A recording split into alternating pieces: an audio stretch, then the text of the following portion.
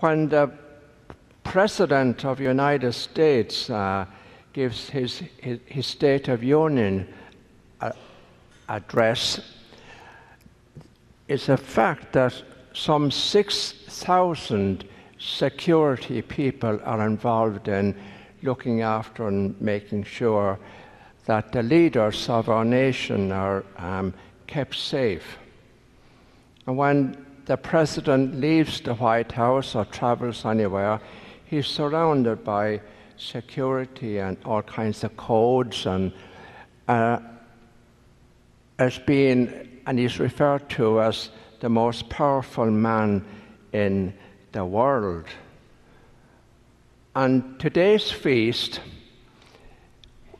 makes that, the most powerful man in the world, pale into insignificance, because today we celebrate the feast of Christ, the King of the universe. Not just the King of our little world or the King of our little planet, but the King of the whole universe.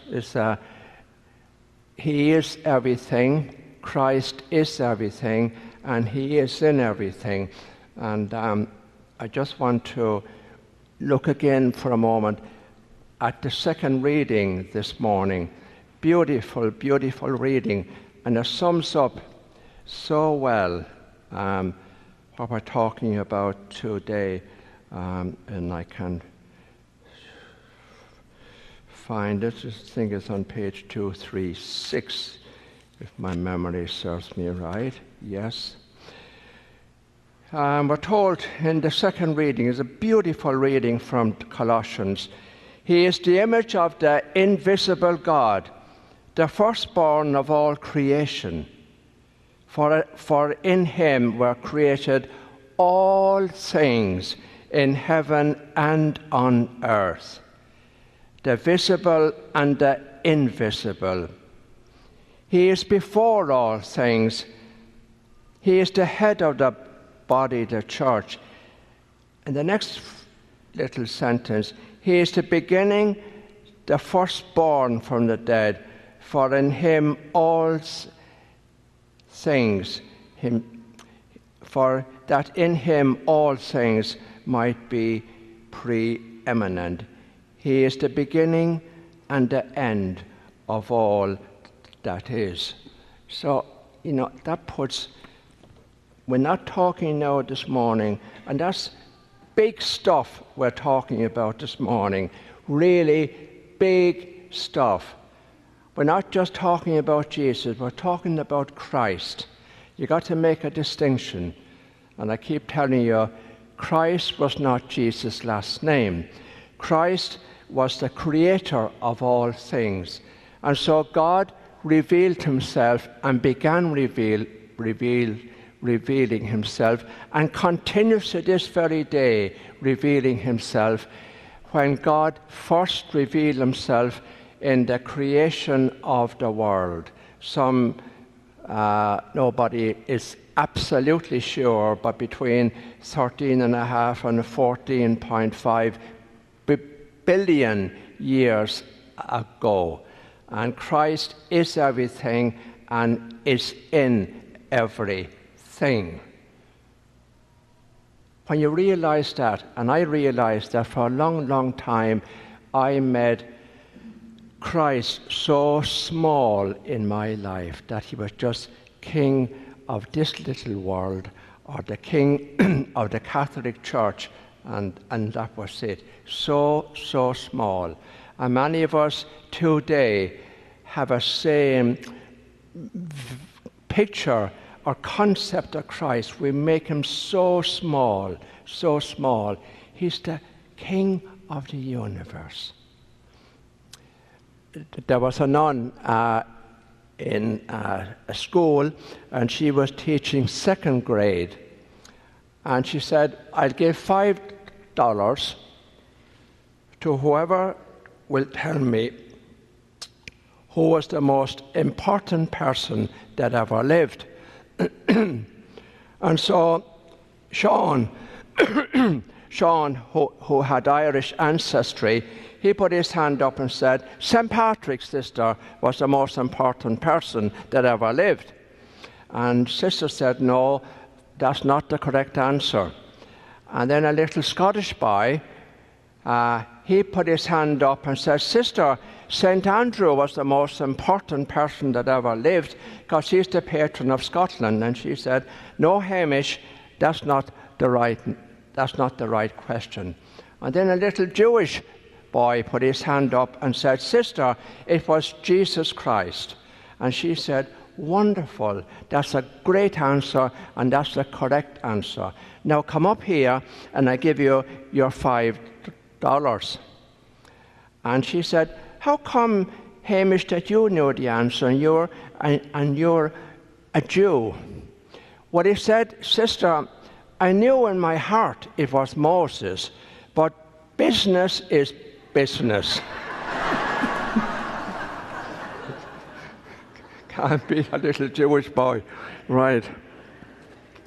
Now, I have momentarily lost my train of thought, but it'll come back in a few moments. So I want to go on to just describing a little bit on how we then, in our own lives, show our loyalty to Christ. So Christ that we're talking about was a reconciler and not a destroyer. He was a reconciler and not a divider. Look at how divided we are today. And when you look back on the Old Testament, you know something, there's not one good king in the whole of the Old Testament. They're all Turks. Now that might be a consolation to a lot of us here this morning, looking back at the last election that took place in this country. There wasn't one good king in the whole of the Old Testament. And how does God solve that problem in the world today? Christ was a peacemaker. Christ came to show us how to really live, how to live in unity. And that's why today we've got to really, really, and I mean really, really, admire people who have the courage to stand up and be counted and stand up for the truth and principle. We need people like that today who are willing to stand up for truth and principle in spite of being threatened or being castigated, or in spite of obfuscation or anything else you would like to call it. People who are prepared to put their head on the line for the sake of truth and principle. That is how Jesus intervenes in history today and directs the history of the world. By producing people like this, God bless them. I think the proof, if that's the word, or the sign of real leadership is somebody who works for the common good and the good of others, not just for his own self-promotion or for his own survival, or because he or she wants to cling on to power, but to put others before themselves. That's the sign of true leadership. They said to Jesus, to Christ hanging on the cross, you saved others. Why don't you save yourself? Christ saves others by not saving himself, by not looking after what is best for him. That's the difference. And that's the difference between true, beautiful leadership that Christ showed us and some of the leadership we experience in today's world. Can you see that difference? And Christ, again, going back, King of the universe. It leaves all earthly power and glory in the shade. King of the whole universe. And still, as he hung on the cross and was going through terrible pain and terrible suffering, he could look at this little thief beside him and have time for him. Would you be able to do that? I don't think so.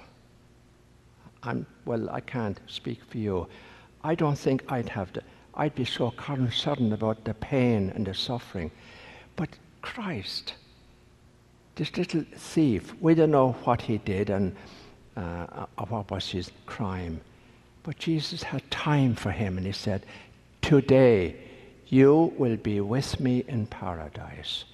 You will be with me in paradise." Why don't we, and when are we going to get the idea firmly into our head that salvation is a total gift? He didn't say to the little thief, "Well, before I can do that for you, you'll have to become a Catholic. And you'll have to go through an RCIA course.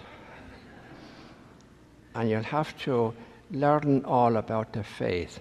And then maybe you can." No, he said, "Today you will be with me in paradise."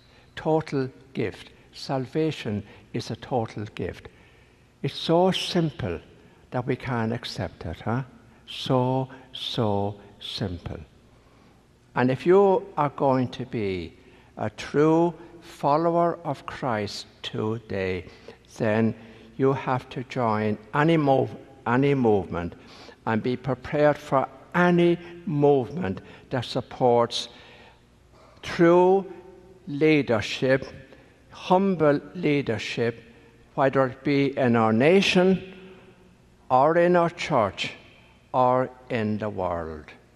That is the only way that we can say we are true Christians, true followers of Christ, and not just in name, but in fact. Amen.